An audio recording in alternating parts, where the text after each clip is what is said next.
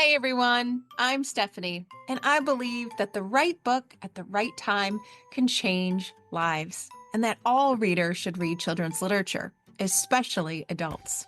So that's what we do here on the KidLit Love podcast. We celebrate all things children's literature: picture books, early readers, middle grade, and young adult novels for readers of all ages. In each episode, we'll talk with children's literature authors and discuss their books, their hopes, their dreams for readers, their writing process, and much, much more. Whether you're an adult reading to their inner child or connecting the young readers in your life with fantastic books, you've come to the right place. So grab a notebook to build your TBR, and let's get to today's episode of KidLit Love.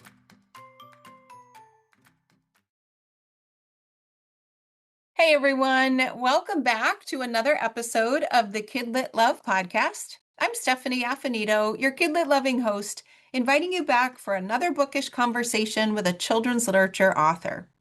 Today I'm talking with James Ponti. James is the New York Times best-selling author of 4 middle grade book series: the Dead City Trilogy, the Framed series, City Spies, and the Sherlock Society. He's here today to talk about his newest release, Book 2 in the Sherlock Society series, Hurricane Heist. In it, a team of kids, along with their retired journalist grandpa, tackle their second case around a decades-old million-dollar jewel heist. It's both action-packed and funny, and I can't wait to talk to him about it, so we're going to get right to the episode. James, welcome to KidLit Love. I'm so glad you're here today. It is great to be here. It's great to be a return guest. That's exciting to say. And I can't wait to talk about this book. Yeah, I should have said welcome back to the That's okay. podcast. No, Yeah. it's all the same. Yeah. You were back on episode 54 of the podcast when you were talking about the first book released in the Sherlock Society. And I specifically remember at the end saying to you, okay, James, the end, the cliffhanger. Tell me there's more and tell me when the next book is out. And I remember you saying there is more, but it's a ways away. And here we are already. Here Time we are. passed, and when it came in the mail, I was beyond excited, and so excited for this conversation. Um, but before we get to the book, for listeners who haven't heard that first episode, I'd love for you to just give the typical little author background about you. Although I can't say typical because you've got quite a few books and series under your belt. Yeah. I think though, I think all authors are atypically typical. I think we all have similar stories that seem different on the outset but aren't. And then we're just finding our way through. So I was not a great reader growing up. I loved writing, but I was just slow at reading. So I didn't initially gravitate to trying to write books. I started off in television. I worked for 25 years in television. I started as a script writer for kids TV, Nickelodeon, Disney Channel, PBS shows, and over time did different kind of cable television and became a producer. And while I was producing TV, I missed out on the writing. My kids were at an age where I was volunteering at school and helping out in the library, and I just saw this just really what I thought was a much wider breadth of choices among the books in the library that I remember from when I was a kid. And so I started toying with the idea of writing kids books, and I jumped in, and now it's all I do, and I love it, and it's what I should have always done. I write middle grade, like you said. I've written 4 series, so I think officially this is book 14 coming out. My series tend to be either straight mysteries or adventure with a lot of mystery in it, Mhm. and I love it. I love getting to do it. I've had a very fortunate career in that I've been with one publisher, one agent, just 2 editors. So I've had a lot of stability on the professional side, which has really helped me just try to grow this thing book by book, series by series. Mhm. And the latest series, the Sherlock Society. As I mentioned, you are on to talk about the first book. Before we actually go into the second book, I'd love for you to give just a quick overview of the premise behind the series to orient readers to that, especially if they haven't had a chance to read book 1 yet. Well, the first book started in summer. and it's for kids. And I wanted to. My other series has been all over. My first series was New York, then Washington. I currently write two series. I have a City Spies book come out every February and a Sherlock book come out every September. And the City Spies take place all over the world. They travel to Paris and I haven't been to Tokyo yet, but that may be coming up. London, Rome, New York, wherever.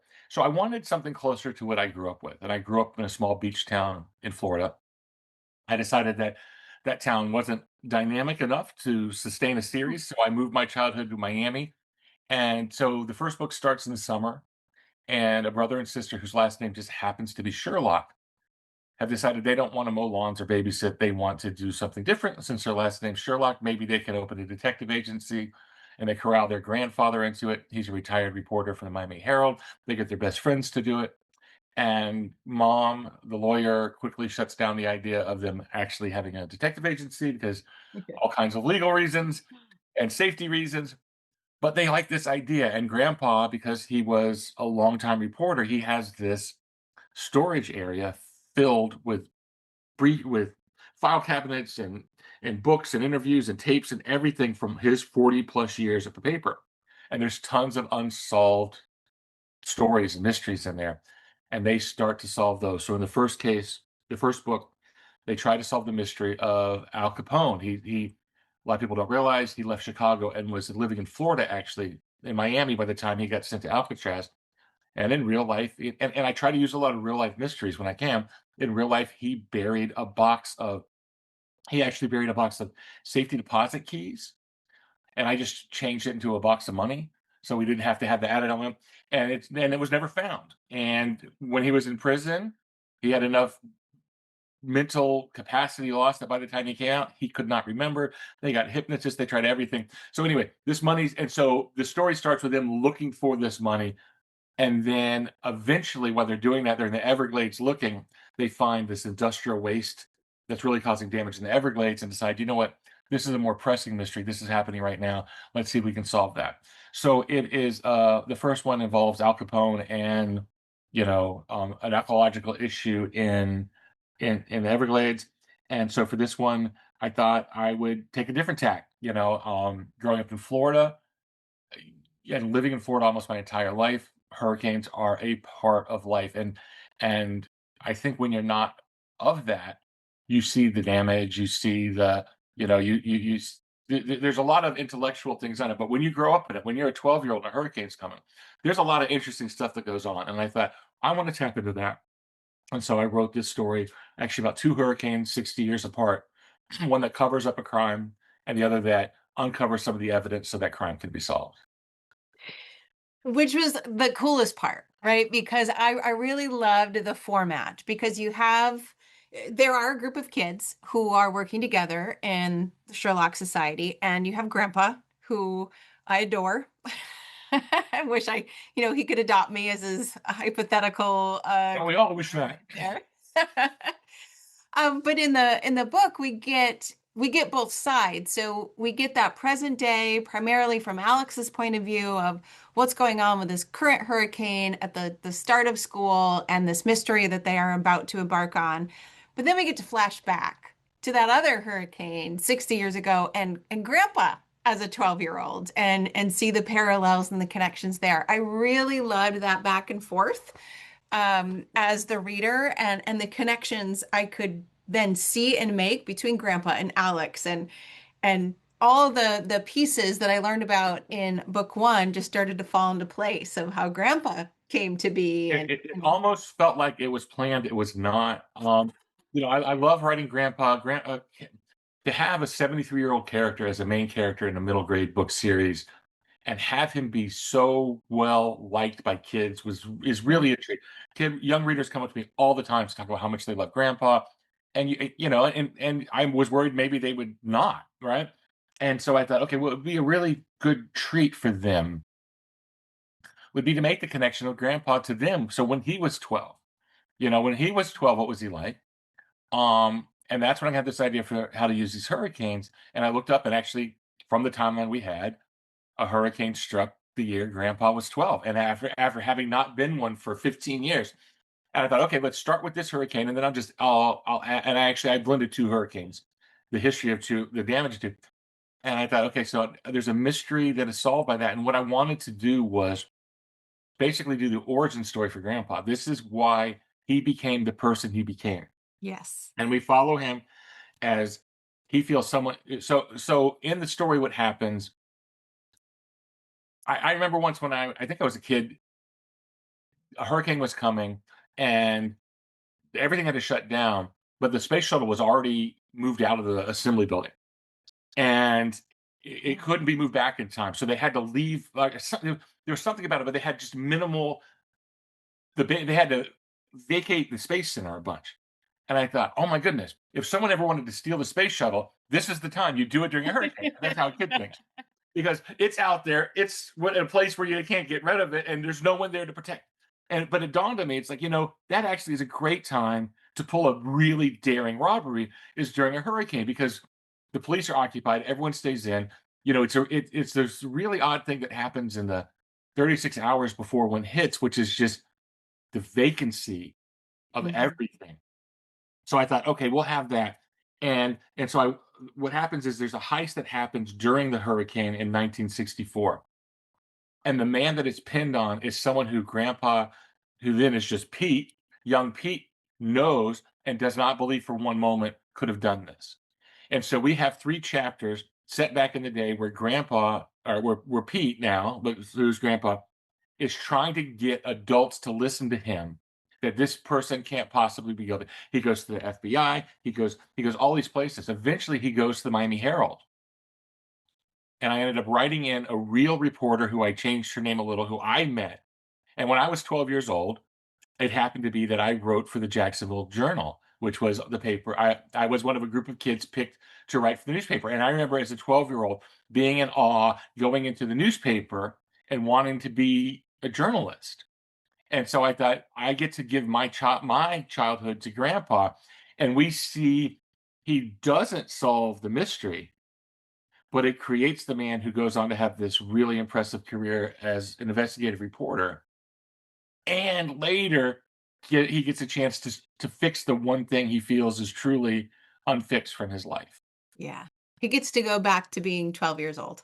Yeah, and but you get to see him, and he's obsessed with the TV show The FBI, and you get to actually, it was really fun to write his dad because you get to see this really caring father who has this sensitive kid that doesn't want to take over the family business like he's supposed to, and Yeah. the father is encouraging him to be thoughtful and to like reading and words and books and writing and stuff. So yeah, it was a lot of fun to write, but I don't want it to. I mean, there's a lot of plot and mystery and intrigue. And then the other thing I added was because I worked so long in television, I added a movie being produced at the hotel in Miami Beach because in the 1960s that was all the rage. There were tons of movies shot on location in Miami, and so I thought, I know a lot from my television background about film production. So now I get to take all these parts of my youth and then a little bit my adulthood even, and throw them into this thing from 1964, which is also kind of the height of Miami Beach in its glitz and glamour, and then get to bring it in today. So it was a lot of fun to write. It's only 3 chapters set. So I fit a lot into those 3 chapters, I think, because I didn't want to spend too much time in the past. And then, we get to see how he became the guy he is and how Alex is similar to him. Mhm. So talk a little bit more about the hotel, because I know you have a little connection Well, of your own it's story funny. when you were young. Also, when I was 12, so Miami Beach Hotel, the resort hotels like the Eden Rock and the Fontainebleau, are really symbolic of that era of Miami. They're still popular, but this is where like Frank Sinatra would come and sing, and the Beatles came, and all these people they came and they did it. It is more like what they think of Vegas now, and Miami Beach was then. And at an older state, when I was 12, so not back in the 60s, in the late 70s, um, we were going on a trip. My mom ran a small travel agency, and she got us on a cruise that left for Miami, and we needed a place to stay the night before. And we were, lower middle class at best, but my mom ran this travel agency in part because she could get discount travel for us, and she thought it was important that we travel. And so she just opened it one day in our house, and so she booked this trip, and she got us a room at the Fountain, not the Fontainebleau, at the Deauville, which is one of these hotels. And she put a lot of her customers in that hotel. So when she called to book a room, the guy said, "Sylvia, I'll take care of you. Room's paid for. You're great. We love you. Come on down, see the Deauville." Right? But we did not look like their normal guest.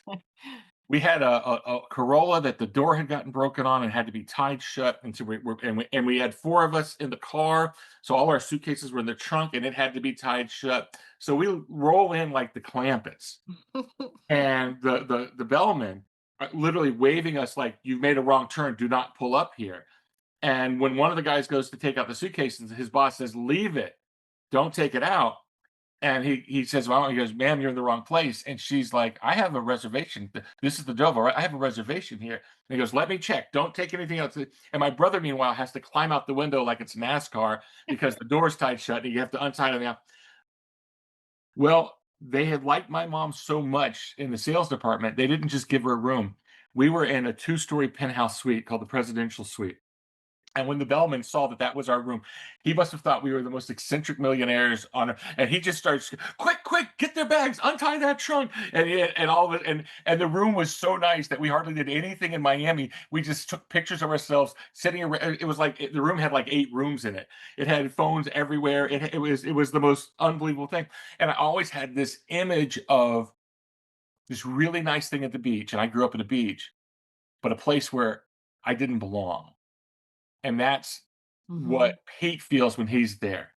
He marvels at this thing that is in his hometown, but is for people who are not from his hometown, people not like him. And the reason he trusts this man so much is his father's doing work for the hotel, and the bellman there, who I made the hero of in some ways, Yeah. arranged for him to be allowed to swim in the pool, which for me was like the biggest thrill. And so that's why he knows a man who does that is not a man who's going to do this robbery. And so that's why he's convinced. So yeah, there's a lot of personal stuff, and it's just the personal moods. You're always looking for moods from your life. How I felt excited but also excluded. How I felt invigorated at the when I went to the newspaper. I actually I put it into the book.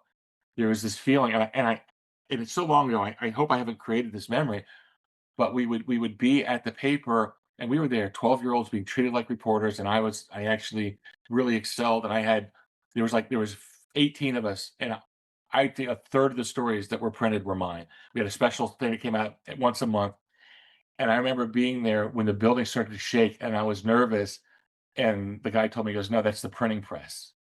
And I thought, oh, Yes. it shakes the building. And so I gave that moment to Pete in the book. Yes. I was hooked when I Yeah. felt the building shake. It's like, okay, it's like love at first sight, it's like, "Oh, wow, the world just moved beneath my feet." Yes. And you gave that moment to readers to feel too, because as I read that part, I was like, okay, that's it. I wish I could go visit somewhere to feel That's that, to what see that. and then I think the way the printing works now and the way the newspapers are set, I don't think that exists anymore. Right. I They're all know. printed off site, they're joint things. There's Yeah. all this stuff, and I'm like, "Oh, it's such a shame," because that was and you would look out the window because these buildings are always like multiple stories high, and you'd see the trucks taking the papers out to deliver Yeah. them. This was so long ago that actually, they had an afternoon. They had two papers, a morning paper and an afternoon paper, and so I'd be there. Someone the afternoon paper would be taken out and be like, "Oh, trucks!" And now it's all on your screen, right? So Yes. yeah. You just hold that memory. You Yeah, hold no, that memory and hang on to it. and that's what's great about getting to do this is you get to take those special moments from your life and you get to give them to a character, but really give them to the reader. Mhm. Oh, wow. That's Yes. that's neat. I Yeah. remember once a writer telling me how he was writing a thing about Ellis Island, and he arranged to be. And he's a big writer. He's a guy who wrote um, Rebel Without a Cause, and they arranged for him to go. They're like, I don't know, helicopter or a boat. They got him on a boat filled with people coming in for the first time to New York. And so he's just on the boat and he's feeling it. And then the boat moved and he was nervous. And then it moved more. and it was everyone running to look at the Statue of Liberty. Because so many people on the boat ran to one side to look at the Statue of Liberty that Wow. the boat moved. And he said, and that was the reason I went out there because I never would have come up with that. And I thought, those moments where it's the byproduct of something bigger, those are moments we need to capture and put them in stories. Yes. Yeah. Yes. And then, like you said, readers get to experience them and Right. feel them by the nature of just soaking them in and Yeah. visualizing. So I want to talk about the kids and the adults in here, but I want you to talk about the kids first. Give us a little overview of the literal members of the Sherlock Society and maybe the inspiration behind some of them too. So four members of the Sherlock Society plus Grandpa, and then Grandpa's a member, but Yeah. four kids who are in it. Alex is our narrator. Alex is a 12-year-old boy who is a lot like 12-year-old me, geeky, awkward, but okay with that, you know? I was fine with my place in life and in my small circle of friends. His sister is a year older, and she is, popular and accomplished and confident, all the things he isn't, but oddly isn't so okay with it, which is kind of the thing. He's actually happier in his place than she is in hers. And his two best friends, Yachty and Lena, his probably his only friend, Yachty, his lifelong friend from second grade on, and Lena, a new girl who's moved to the school and has kind of joined them as the among the outcasts. And they start in the summer because his sister doesn't get to go to camp she wants to go to. She's stuck at home, and she kind of unwilling, but she starts to become friends with Lena. And so that friend group of that foursome is really kind of two pairs and sometimes in a foursome is all based on all variations of myself, my friends, my kids, things that I've seen. I try not to base characters on specific people so much because then I feel like I get locked into that. I don't Mhm. want bad things to happen to those people. It's, Yeah. and I don't. I want the flaws. I want these characters to be flawed, to make mistakes, to do stupid things, to do sometimes mean things because kids do. We all do. So I typically give each of them parts of me. So I went to film school. I was always into movies. I in college I made little Super 8 films. I gave all that to Yachty at a younger age. I Mhm. just didn't have the equipment. I was into it, but I didn't have the equipment until I got to college. And so Yachty sees the world through a camera lens and I feel like that's a fun thing because it's a thing I can relate to, but also comes in handy in some mysteries to have cameras and recording devices and things like that. Um, Lena is actually based on my BFF is an author named Karina Glazer, who wrote The Vanderbeekers of 141st Street, and Lena's based on her kid. And just that was the inspiration. But this kid who's really thoughtful, really smart, into books, but stand off a bit. And we're going to want to see that connect. She is an outcast in the sense that she has moved from rural Wyoming to Miami. And so she is just fish out of water, near the water. And so she is designed actually in part to give the reader a chance to be introduced to Miami because anything I feel like the reader needs to know about Miami, I could have Yeah. Lena find out about that. And so their friendship is based on the books aren't about the mysteries. The books are about their friendship, about them relying on each other and counting on each other. I think Lena has, what I hope are some real standout moments with regard to friendship in this because she's now being pulled in two directions. Yes. As she becomes friends if she becomes better friends with Zoe, the older sister is popular. Zoe's trying to pull her into the popular crowd.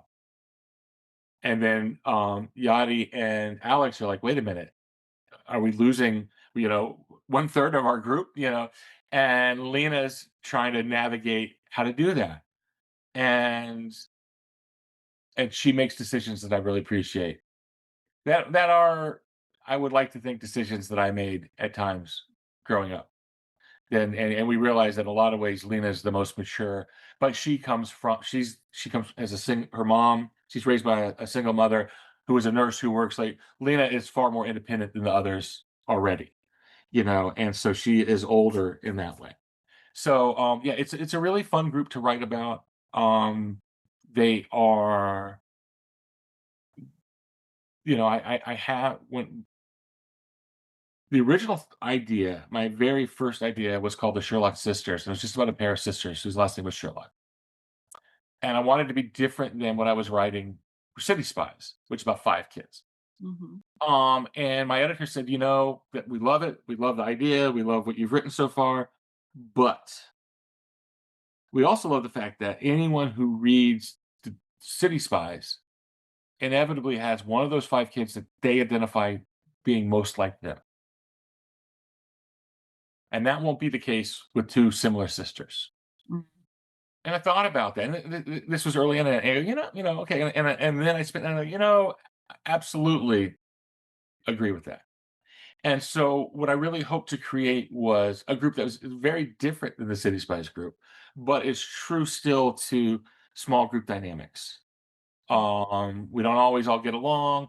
Oftentimes, like in a small group, there's someone, like in this instance, it's the brother and sister who have a different relationship separate from everyone else. That involves things. This is an extremely long answer. I apologize. No, I love it. I I love love it. these. This is exactly what I love. I love these kids, and I really want people to find themselves among the kids, and then just find affection for grandpa, who is kind of like the mad scientist as far as the way he encourages them to develop. And it's not really that he's teaching them to be writers, although he does teach them a lot of really great journalistic things. And it's not as though he's teaching them to be mystery solvers. He's really teaching them how to be better people, and how to be with each other and how to support each other. And, even the way he splits up their assignments, it's in a way that they each have to rely on each other to make the solutions. Yes. And that is the piece that I so appreciated, especially as an adult reading this book. There is something special about the adults in these kids' lives in this series, I believe. You see it in Grandpa for sure, who Right. has, embraced their curiosity, embraced their hidden Sherlock society, so mom, doesn't quite find out what they're doing. Um, and trust them, understands their strengths. You've got, the 5 Ws, the 4 Hs. The kids are doing the work and doing the thinking, and the adults believe in them to do that. And what I loved was in the book, um, well, actually, in the beginning of book 1, when the Sherlock Society starts, one of my favorite moments, because I have a notebook obsession, James. Okay. When Good to know.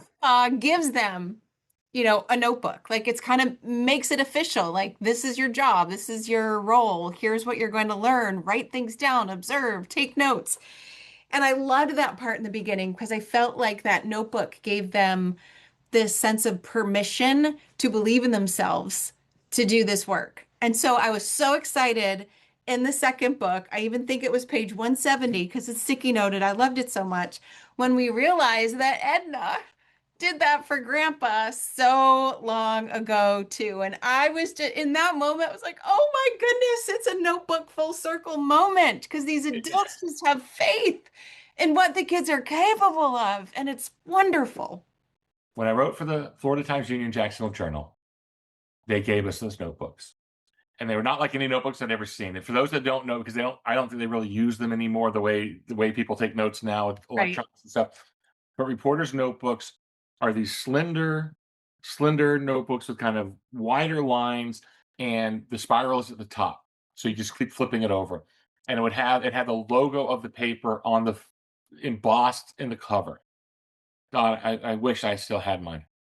And I love that because my my favorite movie as a 10-year-old, odd me, was All the President's Men. And they had those notebooks. I'm like, "Oh my goodness." I'm like Woodward and Bernstein. I have the notebook. And there was something about it, unlike this notebook is for school, this notebook is for reporting and for investigating. And I just love that. And so I put that in the first book. And then I thought, well, this is the chance to set that up. So Edna Buchanan is a famous Miami journalist. She is amazing. Edna Buchanan was the only woman, probably at the time, whose beat was the murder beat in Miami when it was the murder capital of the world. And Edna won a Pulitzer Prize, and she wrote amazing stories with like, God, there's a famous one that opens with the line about he came in to order like a pastrami sandwich, but he got bullets instead. I mean, like she's writing like crime fiction, but fact in the newspaper.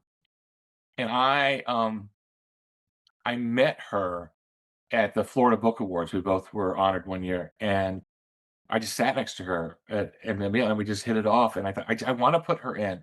I want to put this idea too because a woman in a man's field is going to be more open to a child than an adult's field, and where a man would be more likely to ignore Pete when he comes saying, "I know facts that no one is listening to," that she would listen to him. But also, she would very honestly say, "These are compelling, but they're not enough to change the story." That she gives him his first hard lesson in reporting. But then she says, the moment, and actually, I really like writing that moment, that doesn't mean you have to like it. And she hands him 3 notebooks and says, "Let me know when they're full and come back for more." Yeah. And that was my way of having her say, "You're part of this club. Yes. I care about what you, because you're not going to fill 3 notebooks on this. You're going to fill 3 notebooks on life. And when you filled it, you have permission to come back and get more." Yeah. And so I really like seeing the moments where people become the characters that they are. In Yeah. real life, I love that. I love seeing that trigger moment. And that combined with the shaking of the floor for the printing press. And what was fun about writing that scene, and that's actually the last time we see Grandpa in the past. We don't go back again. Is because at that point he's now fully formed. He's now on Yeah. his undeniable route that he's going to become. And it's just it, it, it's fun to see that set in because he went looking for one thing. He went looking for justice and someone to tell his story. And he left satisfied, even though that didn't happen, because he found out something else. He found out who he was. And that's what these books are, Yeah. Yeah. finding out who you are. Yeah, you said it so well, as I would expect, where this isn't, a mystery book, right? It is a book of friendship. And there are so many moments throughout the book where Because isn't that the great mystery of being 12 years old? yes, Mystery of friends. absolutely. What is a real friend? What is not? What is it just time? Is it joy? It's all these things, and that's what they can find out. And I'm able to use the mysteries to accelerate that process Yeah. Yes. so that they see, oh no, this is what a friend is. Yes, and you do that so well in all these little moments throughout the book. Like one of them comes early on when Pete, Grandpa, when he was young, learns about, why do some people use a nickname and when should I use a first name and what is the context around like all these little teaching moments. That was one that stood out for me. And another, as you mentioned, Lena, she makes a pretty I don't want to say a bold statement, but she says what It's needs pretty to be bold. I think said. I meant it to be bold. I Yeah, mean, okay, okay. I didn't mean bold in like the overbearing way, but bold and I'm gonna say what I she speaks the truth, yes. even Yeah, if it may cost her a friendship, yes. because she's not interested in being friends with someone that she can't be truthful with.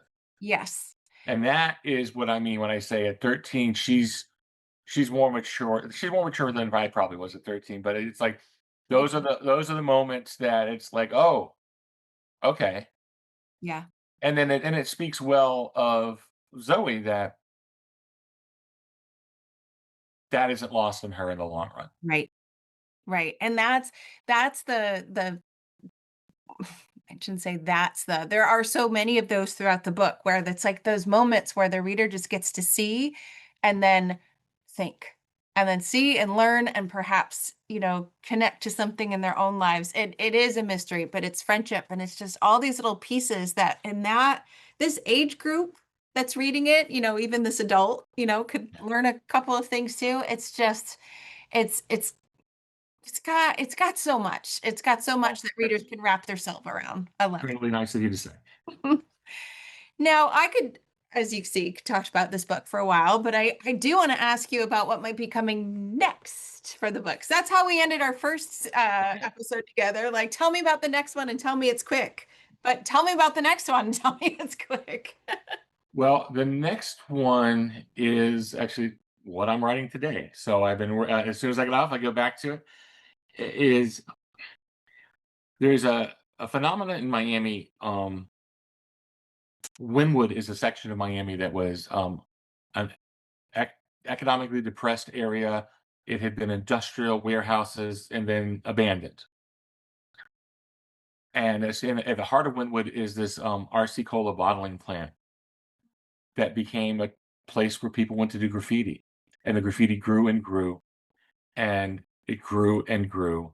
And now Wynwood is one of the world's largest areas of outdoor art. These incredible murals line buildings and buildings, and this entire area has been rejuvenated by art. And it had a graffiti beginning, but now it's mural, and people literally top graffiti and mural artists from around the world will come to Wynwood for events to compete, to paint, to be part of the thing. So I thought that's a great environment to set this in, this outline. And so I don't want to get too it's they Yeah. have to find there is not Banksy, but someone in the vein of like someone who is doing graffiti with the purpose and total anonymity. Hmm. They have to figure out who that person is. And that leads them into this world of graffiti and art and deception and things that they thought they were looking for are not what they're looking for. And it's really fun to write. And it's really and I'm going down. My book tour starts in Miami in a couple weeks, and I'm going to go and I'm actually retouring some of the art areas just to add a couple more details because I really like to have specific details of the area mixed Yeah. in. But yeah, it's I don't want to give away any more than that.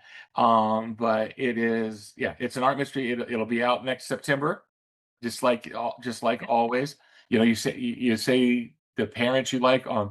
Yachty's dad comes in strong. In this one, we get he is a math teacher who is so much with the math puns, it will drive you crazy the true dad way. Hey, Um, Jan jokes. he he he wants the boys to form a club called the Algebros, and they like the last thing on earth they want to do is be in a club called the Algebros, and it's like but yeah, it's got all our stuff in it, and the stakes are bigger that they deal with. The risk are and dangers are a little larger. And I think what's at stake in what they're accomplishing is really nice. So it's a fun book. It's not done yet, but hopefully it'll be done in the next couple weeks. At Oh, least my and then it gets in more rewrites and stuff. But yeah, right. Right. Right. Well, hopefully, just like last time, time will pass quickly, and all of a sudden, the book will be here, and there we go. we'll be able to Well, talk. for me, it feels nonstop because yeah, in February I'm out with another City Spies book, Right. and it all just keeps going and going. Yeah. Oh my gosh. Where can listeners find you online to keep up with you and all of these books? Well, you can go to jamesponti.com. And also there's now SHERLOCKSociety.net. And that one's specifically with stuff for Sherlock Society. I did a bunch of stuff over the summer. Some of it's still on there. I did a podcast with a bunch of writers called the Sherlock Sessions, where we talked about different aspects of writing. That's also on jamesponti.com. Or you can find me Instagram at James Ponti Books. And I love to hear from people, although I'm not the best at always getting back to people because I get a little overwhelmed with the writing. Yeah. Yeah. Well, I won't say we'd rather. We would certainly love to hear from you, but we want you to keep writing. So we understand. Yeah, absolutely. I will put links to all of those places in the show notes. Of course, links to the books that we talked about today. And I just want to end with a big thank you. Thank you Well, so thank you much. so It's much. always a pleasure. Thank you so much. It's great to be here. Hopefully, you'll have me back. Three-time guest, and that's just really special. So, Yes. yeah, I appreciate it. And good luck with everything. And, for anyone who's listening, the kids' writing world is awesome. So if that's the thing you're interested in, don't have faith and persist a little bit. But if you're a young reader out there and any reader who's read any of my books, I just appreciate that so much. Your time is your most valuable thing, and that you would spend some of it with me is really, really touching. Oh, thank you. Thank you Thank so you. much. And listeners, thank you for listening to another episode of KidLit Love, and I'll see you in the next one.